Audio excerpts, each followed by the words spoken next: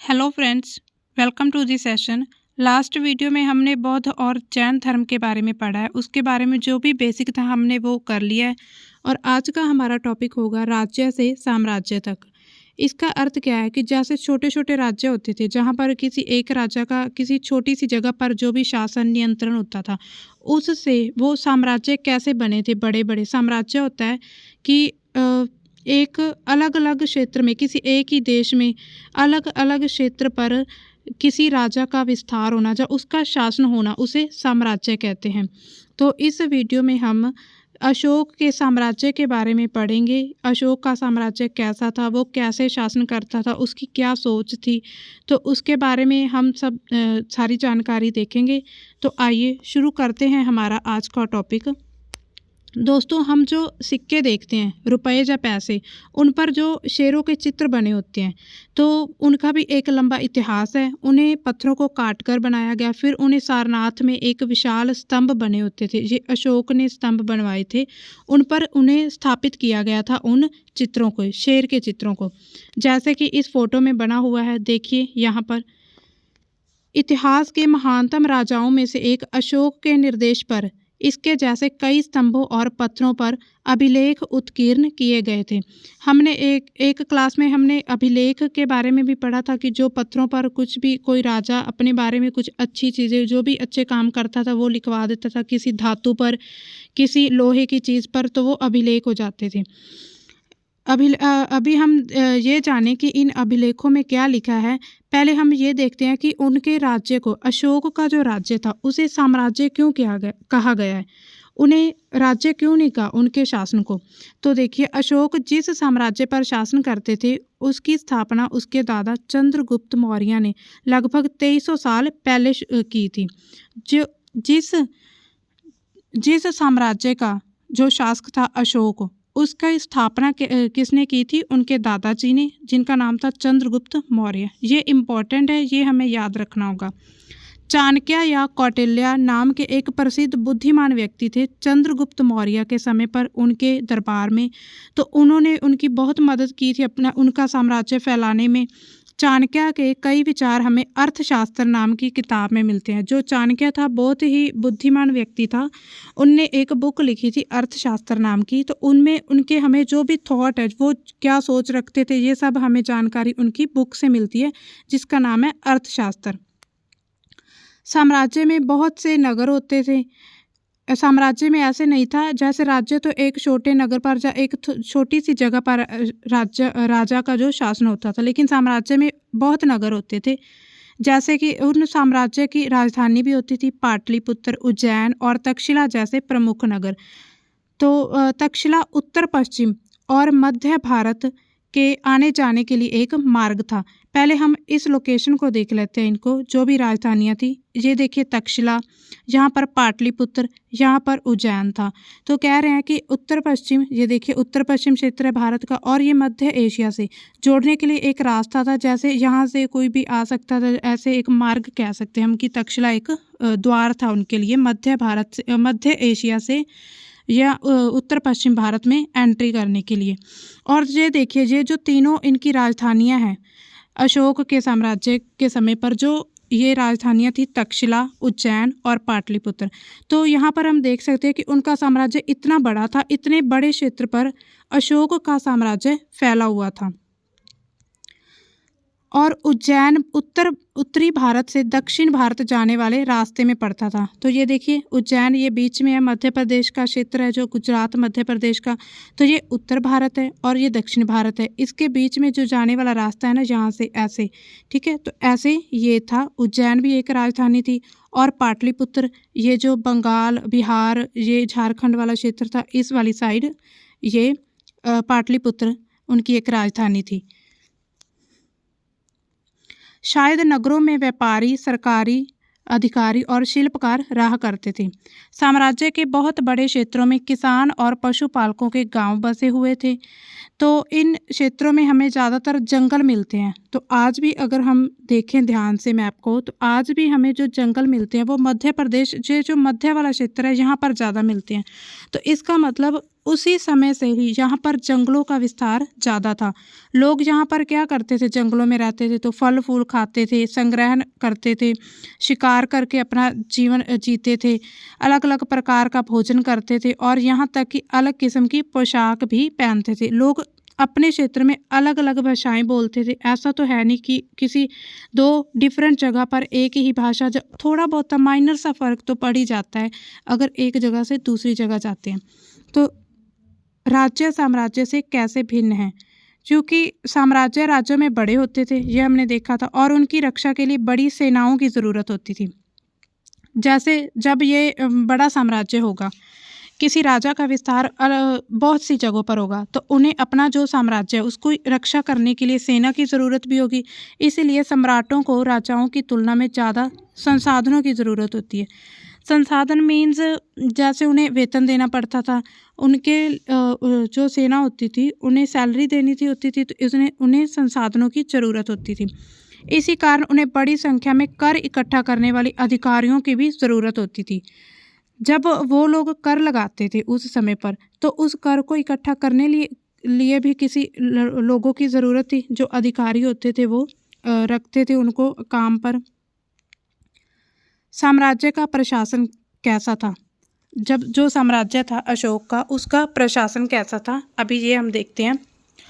मौर्य साम्राज्य का बहुत बड़ा मौर्य साम्राज्य था और इसके अलग अलग हिस्सों पर अलग अलग ढंग से शासन किया जाता था। जैसे कि पाटलिपुत्र और उसके आसपास के इलाकों पर सम्राट का सीधा नियंत्रण था। तो देखिए मैप पर देखते हैं एक बार फिर से। ये रहा पाटलिपुत्र। यहाँ पर इस जगह पर जो अशोक था उसका खुद का डायरेक्ट जो शासन करता था इस एरिया में करता था। इसका मतलब यह हुआ कि इस इलाके के गांव और शहरों के किसान, पशुपालकों, शिल्पकारों और व्यापारियों से कर इकट्ठा करने के लिए राजा अधिकारियों की नियुक्ति करता था, यानी कि वो लोगों को रखता था कर इकट्ठा करने के लिए। जो राजा के आदेशों का उल्लंघन करते थे, अधिकारी उनको सजा भी देते थे। इनमें से कई अधिकारियों को सैलरी दी जाती थी। एक जगह से दूसरी जगह वो घूमते रहते थे और राजा के जासूस अधिकारियों को कार्यकलाप पर नजर रखते थे। इन सब के ऊपर सम्राट था, जो राज परिवार एवं वरिष्ठ मंत्रियों की सहायता से सब पर नियंत्रण रखता था। तो अगर सम्राट होगा तो उसके अधिकारी होंगे, उसके मंत्री होंगे, तो उन सभी की मदद से वो पूरा अपना साम्राज्य संभालता था। मौर्य साम्राज्य के भीतर कई छोटे क्षेत्र या प्रांत होते थे। इन पर तक्षशिला या उज्जैन जैसी प्रांतीय राजधानियों से शासन किया जाता था। तो देखिए पाटलिपुत्र पर तो डायरेक्ट, पाटलिपुत्र जो जगह है हमारे भारत की, उस पर डायरेक्ट अशोक ने शासन किया था। लेकिन जो बाकी सी जगह थी तक्षशिला और उज्जैन, उन पर प्रांतीय राजधानियों से, यानी कि उन पर ये जो तक्षशिला और उज्जैन जो राजधानियाँ थी, इन पर उन्होंने अपने किसी खास अधिकारी को, किसी खास व्यक्ति को रख देते थे शासन करने के लिए।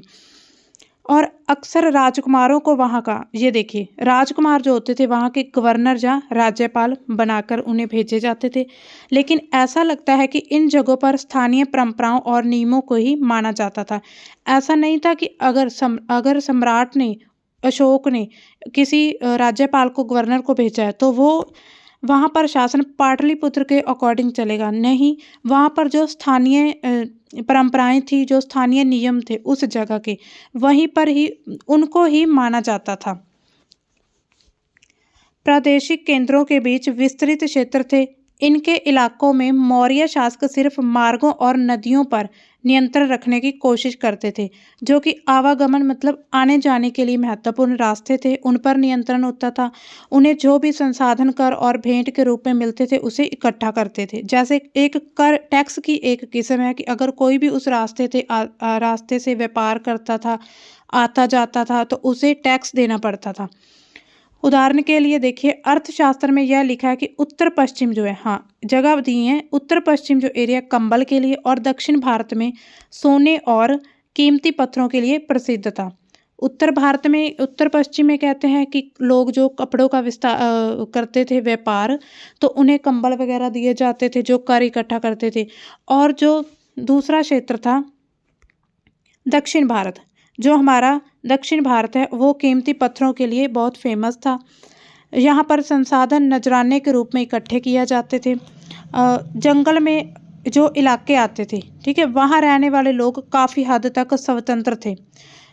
वो स्वतंत्र तो थे, अपनी मर्जी से कुछ भी कर सकते थे, लेकिन उनसे भी ये उम्मीद की जाती थी कि मौर्य के जो अधिकारी हैं, पद अधिकारी हैं, उन्हें वो भेंट दें, जैसे कि हाथी, लकड़ी, मधु और मोम जैसी चीज़ें उन्हें कर के रूप में दें। तो देखिए यहाँ पर नजराना क्या होता है, पहले देख लेते हैं। जहाँ कर नियमित ढंग से इकट्ठे किए जाते थे, वहीं नजराना अनियमित रूप से जब भी संभव हो इकट्ठा किया जाता था, जिसे हम एक टाइप से आज के कॉन्टेक्स्ट में हम देखें तो इसे रिश्वत कह सकते हैं। कि कर तो वो लेते ही थे, रूल था, कर लेना ही लेना, कानून बना हुआ था, लेकिन नजराना क्या था, वो अपनी मर्जी से ले लेते थे। मौका देखकर, मौका प्रस्त लोग होते हैं ना, जो मौका देखकर वो जो भी उनसे भेंट कुछ भी लेना होता था वो ले लेते थे। ऐसे नजराने विविध पदार्थों के रूप में प्राय ऐसे लोगों के से लिए जाते थे जो स्वेच्छा से मतलब अपनी इच्छा से जो लोग देते थे। ऐसा नहीं था कि उन्हें ज़बरदस्ती उनसे लिया जाता था। अपनी इच्छा से जो भी कर देते थे वो अलग तरीके से नजराना वो ले लेते थे। आगे देखिए एक, हाँ, एक ये इम्पोर्टेंट है, राजधानी में सम्राट ने कैसा शासन था, क्या था ये। किसी यूनानी राजा है जो सेल्यूकस निकेटर का एक राजदूत था, जो एम्बेसडर होते हैं जो। तो उनको मैगस्थनीज ने जो कुछ भी देखा था उनके शासन में, अशोक के, उनके बारे में यहाँ पर लिखा हुआ है। ये सारा हम मोटा मोटा सा देख लेते हैं क्या लिखा है। जनता के सामने अवसरों पर शोभा यात्रा के रूप में जश्न मनाया जाता है सम्राट का, ठीक है। उन्हें एक सोने की पालकी में ले जाया जाता है और उनके अंगरक्षक आगे पीछे होते हैं पूरी तरह से। और कुछ अंगरक्षक क्या होते हैं, पेड़ों के लेकर चलते हैं। पेड़ों पर क्या होता था, एक तोतों का झुंड होता था जो कि सम्राट के सिर के चारों तरफ क्या चक्कर लगाता था। ऐसा कुछ उनके वहाँ कुछ परंपरा कुछ होता होगा ऐसा करने का। हथियारबंद महिलाओं से घिरे होते थे सम्राट। वे हमेशा इस बात से डरे रहते थे कि कहीं उनकी कोई हत्या ना कर दे। वो उन्हें डर रहता था कि कहीं हमारी कोई हत्या ना कर दे। तो उनके खाने के जो खाना होता था ना, पहले उनके खाने से पहले उनका कोई एक नौकर या उनका जो खाना बनाता है रसोइया, उन्हें पहले चखना पड़ता था कि खाना कैसा है। ऐसा क्यों करते थे, क्योंकि ऐसा माना जाता है कि कई बार खाने में कुछ जहर या कुछ गलत चीज़ मिलाकर दी जाए तो इससे उनके सम्राट या राजाओं की जान को खतरा होता था। और पाटलिपुत्र के बारे में क्या उन्होंने लिखा है मैगस्थनीज ने, कि एक विशाल और खूबसूरत नगर है। यह प्राचीन से घिरा है, विशाल प्राचीन से घिरा है, जिसमें 570 बुर्ज और 64 द्वार हैं और 3 मंजिल वाले घर हैं। लकड़ी, कच्ची ईंट से बने हुए हैं।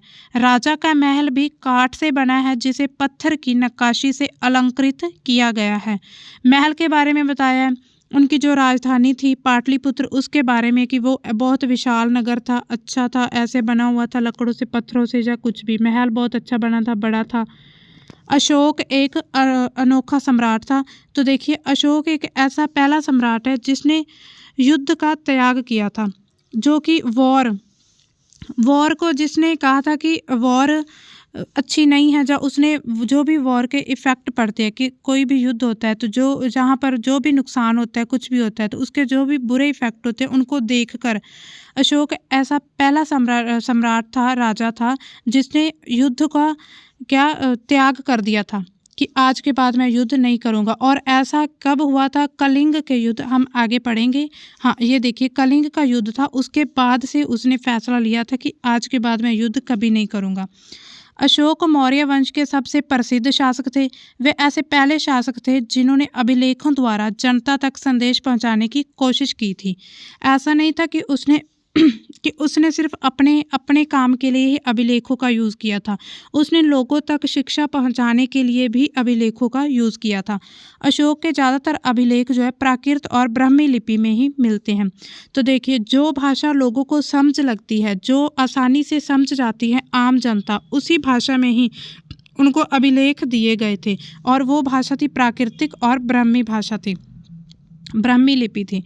अशोक का कलिंग का युद्ध, कलिंग क्या उड़ीसा का एक प्राचीन नाम है।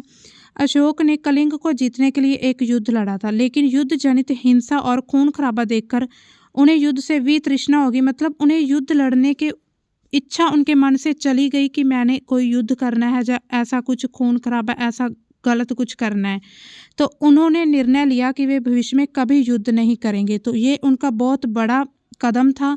ऐसा पहला राजा है जिसने युद्ध लड़ने से मना कर दिया था। क्योंकि युद्ध क्यों लड़ा जाता है? क्योंकि अपना साम्राज्य को फैलाने के लिए, कि हमारा साम्राज्य बहुत बड़ा हो, हम बहुत सारे क्षेत्र अपने अंडर कर लें। तो वो ऐसे राजा थे जिन्होंने युद्ध की हालात देखकर, जो युद्ध होता है उसमें बहुत सारे लोगों की जान को भी खतरा होता है, बहुत नुकसान होता है, ऐसा देखकर फिर अशोक ने युद्ध करने से मना कर दिया था। आगे देखिए, कलिंग युद्ध का वर्णन करता हुआ अशोक का अभिलेख। ये देखिए, अशोक ने एक अभिलेख लिखा था जो युद्ध का वर्णन करता है, जो कलिंग का युद्ध हुआ था।